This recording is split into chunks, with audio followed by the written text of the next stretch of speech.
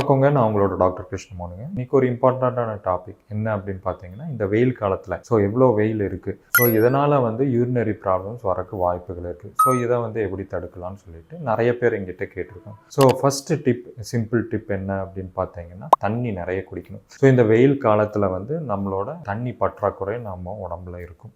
அதனால் நம்ம அட்லீஸ்ட் ஒரு நார்மல் பர்சன், வேற எந்த ஹார்ட் ப்ராப்ளம் இல்லை, கிட்னி ப்ராப்ளம் இல்லை அப்படின்னா அட்லீஸ்ட் ஒரு 4 to 5 லிட்டர்ஸ் தண்ணி கண்டிப்பாக குடிக்கணும்.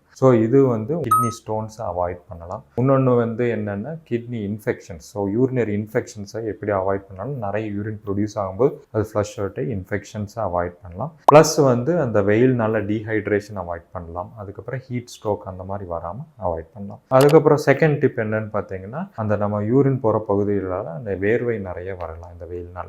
அந்த பகுதிகளை நம்ம கிளீனாக டெய்லி க்ளீன் பண்ணிட்டு குளிச்சுட்டு காலையிலையும் நைட்டு குளிச்சுக்கிறது நல்லது.